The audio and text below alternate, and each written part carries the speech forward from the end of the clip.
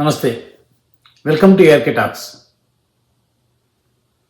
మావిగన్ అమరావతి ప్రత్యామ్నాయంగా మాజీ ముఖ్యమంత్రి వైఎస్ఆర్ కాంగ్రెస్ పార్టీ అధ్యక్షుడు వైఎస్ జగన్మోహన్ రెడ్డి ఇటీవల ప్రతిపాదించిన ప్లాన్ బి. ఈ మావిగన్ మచిలీపట్నం, విజయవాడ, గుంటూరు కలిపి మావిగన్గా పిలవాలని, దాన్ని లక్షల కోట్లు ఖర్చు పెట్టి అమరావతి నిర్మించే బదులుగా కొన్ని వేల కోట్ల రూపాయలతో పూర్తి చేసి ఈ మావిగన్ అనే దాన్ని రాష్ట్రానికి రాజధానికి ప్రకటించాలని జగన్మోహన్ రెడ్డి ఇటీవల సూచించారు.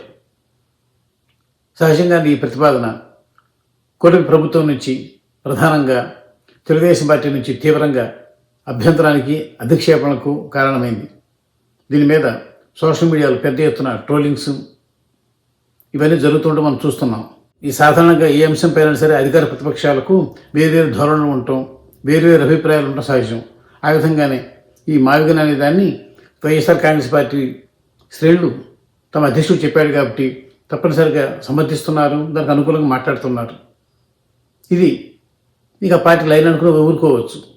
అయితే Andhrajyothi, ABN Andhrajyothi media managing director అయిన వేమూరి రాధాకృష్ణ మాత్రం ఈ మావిగన్ అనే దాన్ని సమర్థించడమే వైఎస్ఆర్ కాంగ్రెస్ పార్టీ శ్రేణులు చేసిన అతి గొప్ప తప్పిదమంటూ అభివర్ణించే రీతిలో ఇటీవల తన కొత్త వరకు కాలంలో ఒక సంచలనాత్మక, అత్యంత వివాదాస్పద వ్యాఖ్య చేశారు.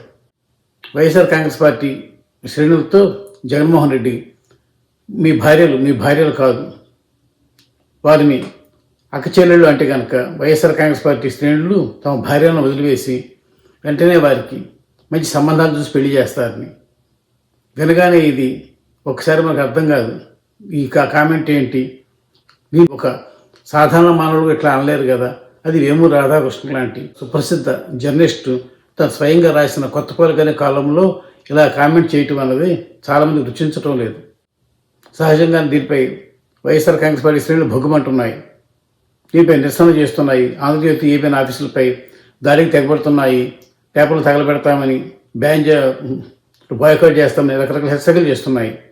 ఇది ఎంత చూసిన తర్వాత సాధారణంగా ఎవరైనా అయితే వైఎస్ఆర్ కాంగ్రెస్ పార్టీ డిమాండ్ చేసిన మేరకు క్షమాపణ చెప్పి ఈ ఉదంతం నుంచి మర్యాదగా బయటపడవచ్చు, పడాలి కూడా. ఎందుకంటే మనం అనాలోచితంగానో పొరపాటునో ఆ ఫ్లోలో రాసుకుంటూ వెళ్ళిపోయినప్పుడు ఒక పొరపాటు మాట దొరికింది, దానికి క్షమాపణ చెప్తారు, సహజం. అది పేపర్లో అయినా టీవీలో అయినా సరే ఇలా చిన్న పొరపాటు అయినా జరిగితే కనుక వెంటనే బాధిత వ్యక్తులు ఎవరన్నా కనుక డిమాండ్ చేస్తే వాళ్ళు అడిగినా, కొన్నిసార్లు అడగకపోయినా సరే క్షమాపణ చెప్పడం ఒక సంప్రదాయం. కానీ ఇక్కడ వేమూరి రాధాకృష్ణ మాత్రం ఆ సంప్రదాయాన్ని పాటించడం లేదు. ఇదే సమయంలో కూటమి నేతలు, కూటమి అనుకూల మీడియా, కూటమి అనుకూల సోషల్ మీడియా ఇన్ఫ్లుయెన్సర్లు వీరందరూ కూడా రాధాకృష్ణను సమర్థిస్తూ వైఎస్ఆర్ కాంగ్రెస్ పార్టీపై ఉవ్వెత్తి నెగిసిపడుతున్నారు. వాళ్ళు ఏమంటున్నారు అంటే, అప్పట్లో అంటే జగన్ ముఖ్యమంత్రిగా ఉన్నప్పుడు వైఎస్ఆర్ కాంగ్రెస్ పార్టీలో ఉన్న ఎంతోమంది నేతలు, జోగి రమేష్, కొడాల నాని, వల్లభనేని వంశీమోహన్, రోజా, అంబటి రాంబాబు వీళ్ళందరూ కూడా తెలుగుదేశం పార్టీ అధ్యక్షుడు, ఇప్పుడు ముఖ్యమంత్రి చంద్రబాబు నాయుడు భార్య పైన, ఇట్లా ఎంతోమంది పైన, అమరావతి రాజధాని మహిళల పైన, ఇట్లా వారు వీరని కాదు అందరిపైన కూడా మహిళలను చూడకుండా ఇష్టారాజ్యంగా వ్యాఖ్యలు చేశారు. మనుషులు ఎవరు పలకలేని మాటలు అన్నారు. అప్పుడు వాళ్ళు అన్నారు కాబట్టి ఇప్పుడు ఈ రాధాకృష్ణ గారి మాటలు అంత తప్పే ఉంది దీంట్లో అన్నట్టుగా చెప్తూ అన్యాపదేశంగా ఆయన సమర్థిస్తున్నారు. అయితే ఇక్కడ కీలకంగా మనం గమనించాల్సిన ఒక విషయం ఉంది. వైఎస్ఆర్ కాంగ్రెస్ పార్టీ నేతలు, ఆ శ్రేణులు అలా విచ్చలవిడిగా మాట్లాడి నోరు పారేసుకోబట్టే ఇప్పుడు వారు అక్కడ 175 స్థానాల్లో ఉన్న అసెంబ్లీలో 11 స్థానాలకు పరిమితం అయ్యారు. వాళ్ళ మనకు ఆదర్శం. వాళ్ళు పొరపాటు చేశారు కాబట్టి మేము చేస్తామనగానే మనం చేసిన తప్పు ఒప్పైపోదు. ఆ తప్పు మనం చేయకుండా ఉంటే మన గౌరవం ఇనుమడించి ఉండేది, మన మర్యాద పెరిగి ఉండేది.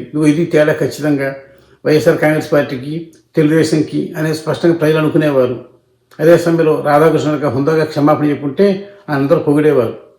ఆయన వాల్యూ ఇంత కూడా తగ్గకపోగా ఎన్నో రెట్లు పెరిగి ఉండేది.